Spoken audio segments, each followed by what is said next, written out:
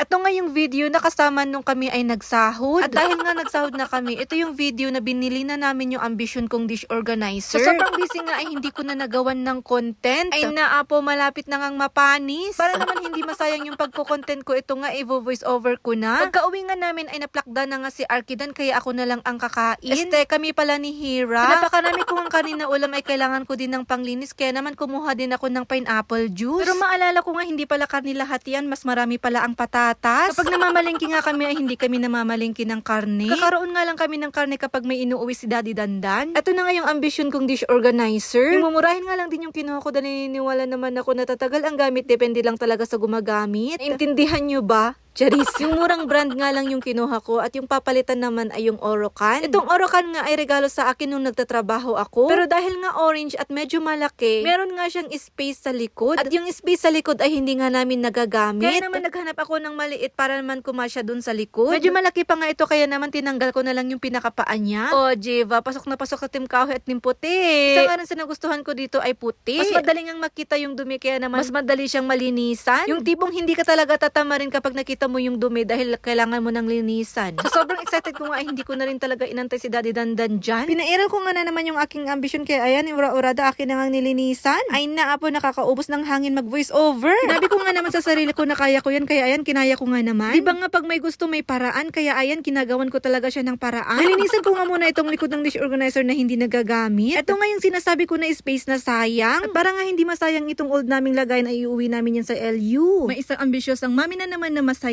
Kaya naman ito na nga ilalagay ko ng aking ambisyon na dish organizer. O Jiva, saktong-sakto, walang labis, walang kulang. Nasa huli talaga ang pagsisisi, pwede ko naman palang gawin to. 7 years na pala na hindi nagagamit itong space na ito. Ay naapo, sumasayaw pa nga ang dish organizer. Pero okay lang, hindi naman na sumasayaw nung nilagay ko na yung mga baso. Sabi ko nga pag gusto, kaya naman kahit sumasayaw, okay na ako dyan. Ginawan ko na lang talaga yan ng paraan para hindi sumayaw. Ito na nga yung pinakapaan niya na tinanggal ko. Para kay Manong magbubuti na nga lang to dahil wala naman na akong paggagamitan. At ito na nga ang Daddy Dandan, dumating na, dala-dala ang kanyang bagong helmet. Isa rin to pala, desisyon na din. At natututo na nga rin sa akin sa mga ambisyon ko. Charis. Ambisyon niya nga din yung helmet na yan, kaya ayan, binili na din niya. Sabi nga niya, siya rin lang daw nabibili siya, kaya bibilihin na lang daw niya yung pinakagusto niya. Oh, Jiva, literal ambisyoso na din. Charis. At ito na nga yung pinaka-outcome ng ambisyon kong kusina. Kulang na lang talaga yung ambisyon kong kurtina ang ilagay. Kaso nga lang hindi ko pa nga pwedeng ilagay dahil magpipintur pa nga si Daddy Dandan dyan. At ito na nga yung ulam namin for today's video, yung puro pangat na spaghetti, pangat na fried chicken, pangat na lechong kawali, at pangat na adobo. Bago ko nga makalimutan, may hula ka ba kung magkano yung helmet ni Daddy Dandan? Kung may hula ka, comment mo lang dyan sa may comment section at pwede kang manalo. So ito na lang muna for today's video. Thanks for watching. Let's eat!